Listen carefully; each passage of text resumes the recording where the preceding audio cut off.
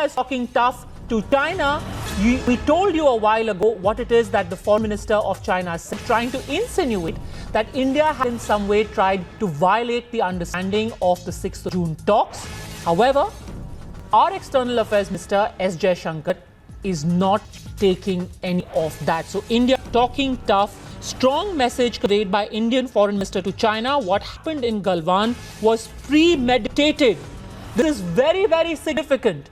Remember, this is the first time officially somebody from India has said this is something that was planned by China.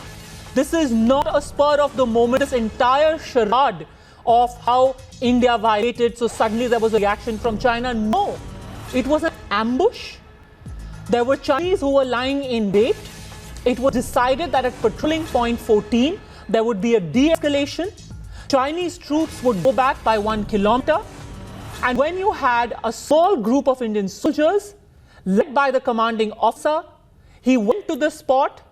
They were ambushed. This is what the External Affairs Minister Jaishankar has conveyed in no uncertain terms, Padmaja, to his Chinese counterpart. Now, he says clearly, the first particular point I want to highlight here, the EAM conveyed the protest of the government of India in the strongest terms on the violent face-off in the Galwan Valley. He recalled that at the meeting of senior military commanders held on the 6th of June, this is important because Minister Jaishankar is trying to give the justice really of what really happened which led to the Galwan face-off. He says he recalled that at the meeting of senior military commanders held on 6th of June, an agreement was reached on the de-escalation and de-engagement along the line of the actual control. Ground commanders were meeting regularly to implement the consensus throughout the week. While there was some progress, and this is the issue here, Chinese side sought to erect a structure in the Galwan Valley on our side of the LAC. While this became a source of dispute, the Chinese side took premeditated and pre-planned action, Padmaja. These are the words I want to highlight. Premeditated and planned action that was directly responsible for the resulting of violence casualties.